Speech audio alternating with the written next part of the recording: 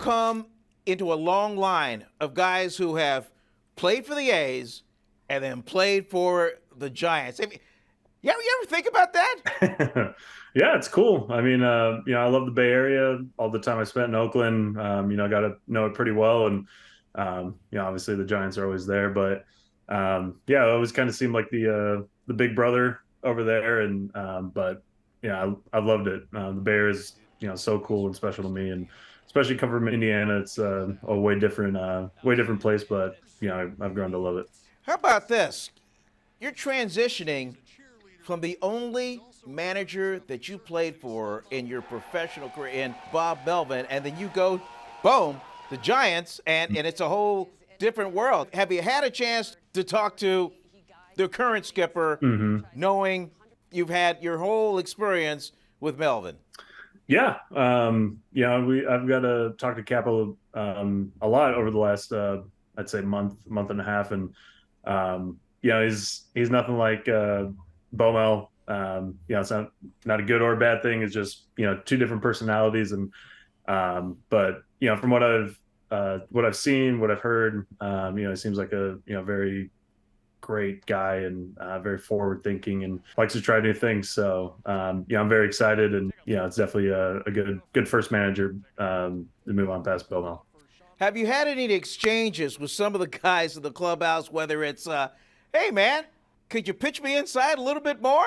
Or maybe or maybe you give it back to them. Hey, could you fling that bat just a little bit more?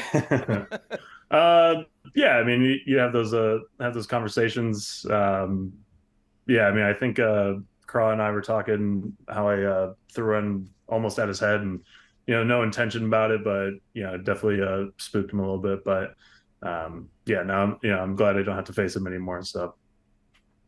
It's one of those things where you go, hey, Brandon, hey, man, the ball just got away from me, man. Sorry. Yeah, it's those cold nights in the Bay. They are really the best for keeping a grip on the ball. Hey, you know what? You have a chance, I believe, to make a little history. You got a Samoan catcher. You guys could be like a big Samoan battery. That'd be a first in the bigs, would it? I think so. According to me and him, at least. But Sable, right? Yeah, Blake. We've gotten to get to know each other since camp started, and a little bit before that too. But yeah, I mean that'd be really really cool. Be a part of history like that. All right, so let's get to the elephant in the room. These baseball rule changes, the adjustments that you and the pitching staff, position players have to make. What's your take on it? I mean, honestly, I think it's good. Need to speed some things up, and I think last year was really the first time they implemented those rules, and I wouldn't expect us just to have everything down pat the first week or two, or I mean, I guess that's what spring training is for, but definitely going to take a little to get used to, but I think it's good for the growth of baseball and all that, especially Major League Baseball. All right, we'll wrap it up with this: new year, new team, new outlook. I would think that everybody wants to be better than they were the year before, but for you, what's the big picture, the big goal for you?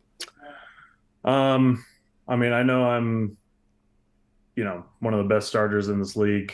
I mean, I truly believe that, and I think I can do some great things, and I know this team can do some great things too. So just putting the work in and believing in myself. All right, there, Sean. Hey, well, thanks for a few minutes, and hey, when you get up there on that hill, hey, just make a miss, right? Yes, sir. Yes, sir.